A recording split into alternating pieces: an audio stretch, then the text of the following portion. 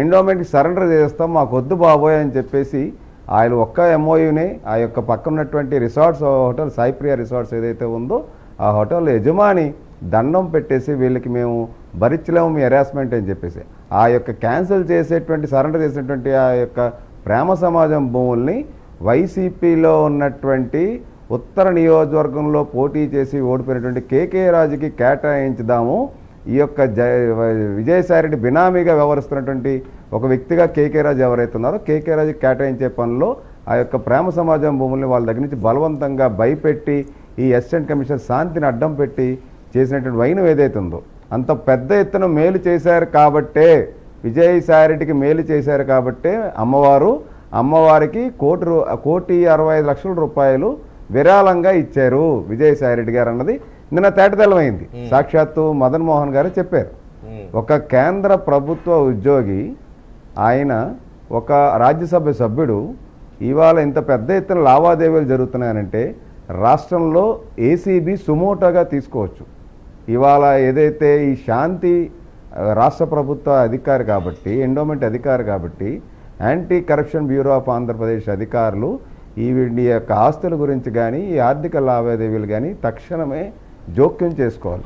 అంతేకాకుండా ఏదైతే కేంద్ర ప్రభుత్వ ఉద్యోగం అనుకుంటా మదన్ మోహన్ గారు అలాగే రాజ్యసభ సభ్యులు వీళ్ళిద్దరు వ్యవహారం మీద మొత్తం ఈ ముగ్గురు వ్యవహారం మీద పూర్తి స్థాయిలో పెద్దలు ప్రసాద్ గారు చెప్పినట్టు సిబిఐ ఈడీ విచారణ జరిపిస్తే తీగలాగితే డొంక కలుగుతుంది అన్నట్టు అసలు ఉత్తరాంధ్రలో చేసినటువంటి భూ వ్యవహారాల్లో ఈ యొక్క సుభాష్ పాత్ర అలాగే శాంతి పాత్ర విజయసాయికు వీళ్ళందరూ ఈ ముగ్గురు కూడా చేసినటువంటి కొన్ని వందల వేల ఎకరాల భూ లావాదేవీలు ఏవైతే ఉన్నాయో ప్రభుత్వ భూములు కానీ లేకపోతే ఆర్డీఓ కోర్టులో ఉన్నటువంటి కానీ లేదంటే జాయింట్ కలెక్టర్ కోర్టులో ఉన్నటువంటి కానీ లేకపోతే ఎండోమెంటు యొక్క దీంట్లో ఉన్నటువంటి కోర్టు లిటిగేషన్స్లో ఉన్నటువంటి అపీల్స్ కూడా వాళ్ళందరినీ రప్పించుకొని కోర్టు ఫైల్స్ రప్పించుకొని అవన్నీ వ్యవహారాలు చూసేది సుభాషే. ఆ సుభాష్ అనేటువంటి వ్యక్తి రెవెన్యూ జీపీగా ఉన్నది కారణం కేవలం భూ వ్యవహారాలు చక్కబెట్టడానికి.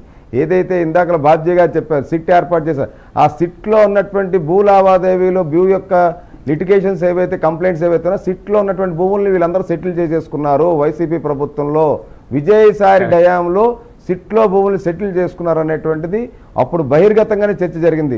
పెద్దలు ప్రసాద్ గారు కూడా దాని మీద అనేక సందర్భాల్లో మాట్లాడిన సందర్భాలు ఉన్నాయి. అలాంటిది ఖచ్చితంగా ఉత్తరాంధ్రలో జరిగినటువంటి ఈ విజయసాయి వీసారెడ్డి ఎవరైతే ఉన్నారో వీసారెడ్డి చేసినటువంటి భూ కుంభకోణాల మీద పెద్ద ఎత్తున జ్యుడిషియల్ ఎంక్వైరీ చేయాలి. అలాగే విజయశాంతిల వ్యవహారం ఏదైతే ఉందో ఈ యొక్క ఎండోమెంట్ ల్యాండ్కి సంబంధించి లీజులు కానీ ఆ లీజులు కేటాయింపులు కానీ షాప్ రూమ్స్ 11 ఏళ్ళకి ఇచ్చినటువంటి కానీ అవన్నీ రద్దు చేసి తక్షణమే రాష్ట్ర ప్రభుత్వం ఒక సీనియర్ ఐఏఎస్ అధికారితోని ఈ మొత్తం వ్యవహారం మీద పూర్తి స్థాయిలో విచారణ జరిపిస్తేనే కానీ అసలు ఇవన్నీ కూడా బయటకు వచ్చేటువంటి పరిస్థితి లేదు.